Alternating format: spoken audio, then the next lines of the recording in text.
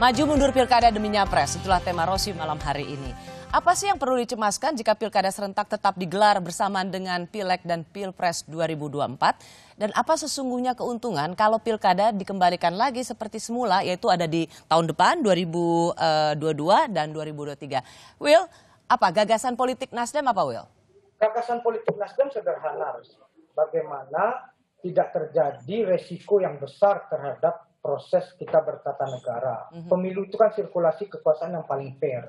Nah, Rosi bisa bayangkan ketika di bulan April itu terjadi pemilu, lalu kemudian di November terjadi pilkada, itu ada 7 kotak suara. Bagaimana confuse-nya penyelenggara pemilu di sana? Bagaimana partai tadi akan kerepotan sekali. Jadi ada kerumitan yang luar biasa ya? Kerumitan yang luar biasa. Jadi kita ingin... Belum lagi pelajaran dari 2019, kelelahan para petugas. Rosi bisa bayangkan, apa yang menjadi statement Kemendagri untuk menyelenggarakan Pilkada 2020 tetap dijalankan secara serentak. Apa itu? PLT itu, PJ itu memiliki kewenangan yang terbatas. Maka kemudian Rosi bisa bayangkan 271 kabupaten kota provinsi di Indonesia akan dijabat oleh PJ. Oke. Kemudian tapi Anda tuh nggak menjawab pertanyaan saya. Jadi apa gagasan apa dari Nasdem? Saya sudah mendengar dari PD Perjuangan, saya juga sudah mendengar. Serentaknya itu di 2027 ya. Oh, 2027. Bisa dipisah. Jadi pilkada serentak di 2027 ya. Jadi Anda sepakat dengan rezim pemilu daerahnya dipisah dari pemilu nasional?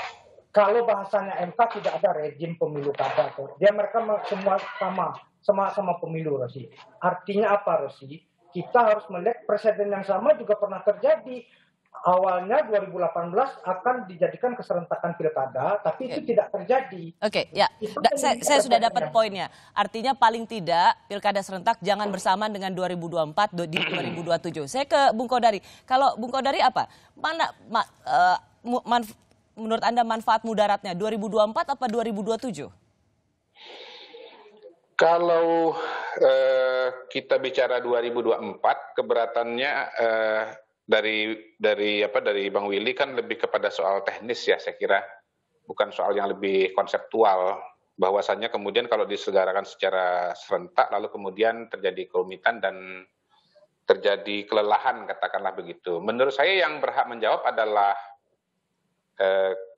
KPU ya, karena mereka yang menyelenggarakan, dan bagaimana kemudian secara teknis hal ini bisa diselesaikan dan tidak katakanlah menimbulkan beban yang terlalu berat begitu. Jadi sebetulnya narasumber Rosi ini masih kurang satu nih untuk menjawab satu permasalahan ini. Tetapi kalau soal PJ, saya berani jawab bahwa ini sebetulnya tidak berdasar. Soal karena apa? Karena tidak berdasar. Oh, PLT. Tidak berdasar. Karena untuk mengisi posisi gubernur itu harus eselon 1. Dan itu bisa diisi baik dari provinsi itu sendiri, misalnya Sekda yang notabene adalah eselon 1, atau dari tingkat pusat. Nah, jadi Anda mengatakan bahwa ada kecemasan nanti pemerintahan tidak jalan dengan PLT penjabat itu sangat tidak berdasar ya. Pertama tadi bahwasanya ada sangat banyak pejabat yang bisa memenuhi persyaratan untuk ditempatkan. Dari pusat misalnya tidak hanya dari Kemendagri, bisa dari Menko Polhukam, bisa dari PUPR dan kementerian-kementerian lainnya.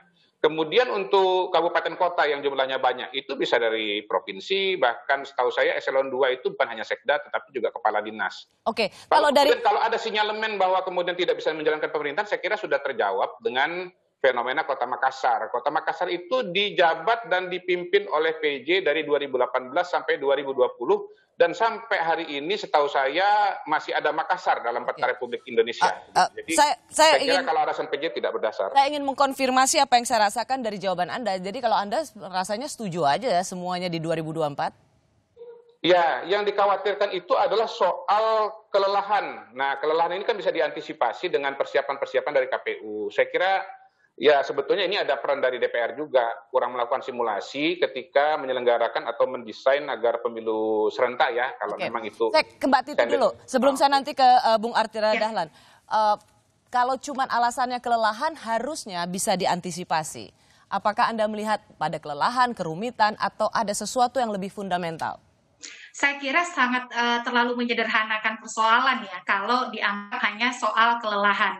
Tetapi Mbak Rosi, kelelahan itu patut menjadi pertimbangan. 400 nyawa di pemilu 2019 itu bukan angka biasa. Kalau kita menganggap itu sekedar angka-angka, saya kira saya merasa itu sangat ironis sekali ya. Belum ada konfirmasi ilmiah sampai hari ini bahwa memang meninggal gara-gara pemilu, begitu loh. Oh, ada riset dari Visipol UGM yang menyatakan bahwa rata beban para petugas itu melampaui beban normal yang bisa ditanggung oleh seseorang.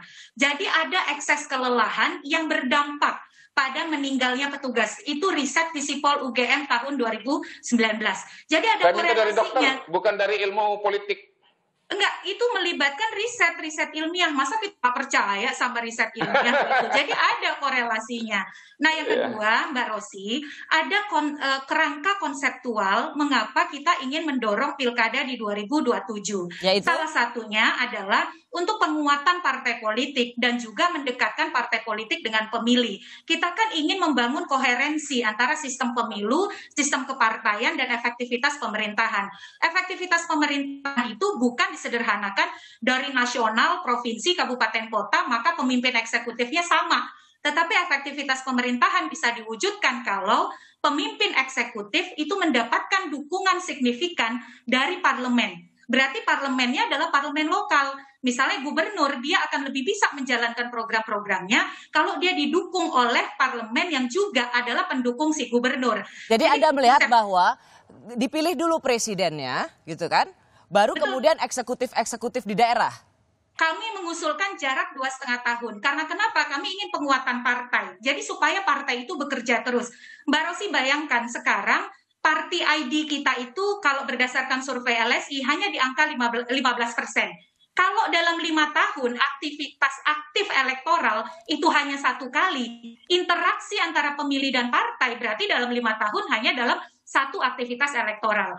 Nah, kalau kita bisa membagi 2, misalnya pemilu nasional dan pemilu daerah, pemilih itu akan punya kesempatan untuk terus mengevaluasi partai politik. Partai politik juga tidak akan terlalu jauh dari pemilih. Ya, Mbak Titi, bahasanya agak biar kita sederhanakan. Jadi kenapa itu di 2024 lebih baik capresnya terpilih dulu supaya kalau nanti di 2027 ya ininya Anda, kepala daerah yang terpilih itu berasal dari partai yang sama sehingga secara koordinasi itu akan lebih mudah gitu. Bahasa gampang awamnya. Bahasa gampangnya begini Mbak, kita masih bisa punya kesempatan mengevaluasi kepemimpinan dari hasil pemilu 2024. Jadi 2024 ini partai pendukung presiden, kan kita serentak ya, itu bekerja, lalu kemudian dievaluasi oleh pemilih.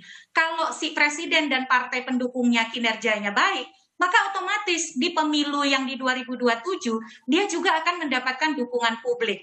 Tetapi kalau kinerjanya karena orang kinerjanya kurang bagus dan lain sebagainya. Oke. Nah, ini salah satu. Mbak Titi, ini biar kita clear karena menurut Mbak Titi itu 2024 presiden kepilih dievaluasi oleh para pemilih sehingga itu bisa menular ke gubernur-gubernur. Betul. Kalau kemudian kinerja kita kan ingin mendorong ini kerangka konseptualnya dulu, Mbak Kodari, begitu ya. Kan kita berbeda pendapat. Ya, itu idealnya secara konseptual. Tapi sebagai seorang politik pollster, realitasnya gitu nggak di lapangan? Realitanya tidak ada hubungan antara calon presiden dengan pilihan gubernur, bupati, wali kota. Ya, Partai Demokrat ketika sangat berjaya di tahun 2009, pemilihan gubernur dan bupati wali kota untuk mengevaluasi kinerja partai politik dan juga kinerja eksekutifnya. Sebentar, Mbak Titi, saya ingin dengar penjelasan dari Bung Kodari yang selama ini banyak mensurvei calon-calon pemimpin. Nggak ada hubungannya tuh ya, idola dengan calon presiden dengan memilih. Jadi bupati, wali kota, gubernur itu adalah evaluasi terhadap figur calon bupati, wali kota, dan gubernur. Jangankan calon presiden yang jauh di atas langit, begitu loh. Dengan kepala daerah yang partainya menang di daerah tersebut, kalau nggak populer ya kalah-kalah aja, begitu. Itu miskonsepsi luar biasa menghubungkan evaluasi pemilu presiden dengan pilkada, begitu. Bahkan ada saya contohnya nggak, Bung Kodari? Karena Anda secara realitas... Ya, banyak sekali. Contoh? Kalau memang kemudian orang memilih kepala daerah, ya gubernur, bupati, setelah dalam kaitannya dengan pemilu presiden, Maka semua kepala daerah, semua gubernur, semua bupati ini dari PDI Perjuangan semua ini kan enggak. Masih ada Nasdem, masih ada Golkar ya, dan begitu memang realita temuan surveinya. Jadi orang melihat figurnya bukan melihat siapa calon presidennya, begitu. Oke. Anda melihat itu miskonsepsi atau salah Iya, nilai kalau betul. kemudian siapa calon presidennya dievaluasi dan kemudian itu bisa menurun menjadi pilihan kepada kepala-kepala Ya, daerah. kecuali begini, kecuali kalau kita seperti di Amerika, di mana ada pemilu sela untuk pemilu legislatif ya. Kalau ada pemilu legislatif nih misalnya ya, ada kemungkinan bahwa partai yang menang pada pemilu pertama misalnya pada tahun 2024, lalu kemudian 2027 ada pemilu sela, lalu kemudian dianggap gagal, maka suara partainya itu akan turun begitu. Tetapi kan kita bukan bicara mengenai pemilu legislatif, kita bicara mengenai pilkada begitu. Dan itu tentang Justru orang. saya mau mengatakan begini, jangan dianggap enteng persoalan sinkronisasi ya pemilu di tingkat pusat dengan tingkat daerah. Bayangkan justru nanti kalau presidennya terpilih pada tahun 2024, ya visi misinya itu presiden terpilih diturunkan menjadi RPJM ya menengah. Lalu kemudian kepala daerahnya itu baru terpilih 2027. Presidennya udah jalan 3 tahun dengan programnya, bupati, wali kota, gubernur baru nongol gitu loh. Apa yang bisa disambungin pada titik itu gitu loh. Ya. Tapi bayangkan kalau 2024 pemilu presiden nyusun visi misi RPJM, APBN, lalu gubernurnya, bupatinya, wali kotanya ya kurang lebih sama. 5 tahun itu dia bisa bareng, sinkronisasinya lebih mudah, begitu. Mbak Rosi, boleh saya respon sedikit nggak? Ya, boleh. Jadi kalau kita baca Undang-Undang Pilkada, sinkronisasi itu tanpa harus pilkada 1 tahun bisa dilakukan. Sebab di dalam Undang-Undang Pilkada kita disebutkan, penyampaian visi misi program dari pasangan calon harus sesuai dan sejalan dengan rencana pembangunan jangka menengah dan jangka panjang nasional. Mbak Titi, jadi ini kebanyakan bagaimanapun Titi ini terlalu banyak baca undang-undang ya. Loh, kan kita berangkat dari di lapangan regulasi. karena kita bekerja berdasar realita di lapangan. Begitu dulu. Jadi ada konstruksi yang mestinya bisa didorong melalui regulasi begitu. Apalagi kemudian penyusunan APBD dan program-program ada peran Kemendagri untuk melakukan pengawasan antara memberikan persetujuan apakah APBD itu bisa ketok palu atau tidak begitu. Ya. Nah tadi ketika saya bicara soal kontrol antara keterpilihan partai di nasional, gagasan Perludem itu Mbak Rosi bukan hanya Pilkada serentak 2027, tetapi kami juga mendorong yang disebut dengan pemilu daerah, menyerentakkan pemilihan legislatif dengan kepala daerah di tingkat lokal. Itu gagasan kami sejak lama begitu. Ya. Baik, kita akan lihat mengapa ini menjadi ramai sebenarnya. Publik itu sebenarnya kadang-kadang juga tidak terlalu ingin tahu sih itu undang-undang pemilu itu direvisi, kemudian ada pilkada. Tapi kenapa ini jadi ramai? Karena sebenarnya meskipun waktunya masih 3 tahun lagi bisa dibilang, tapi pilkada tahun depan jadi atau tidak, itu menjadi satu panggung nasional. Kami kembali saat lagi.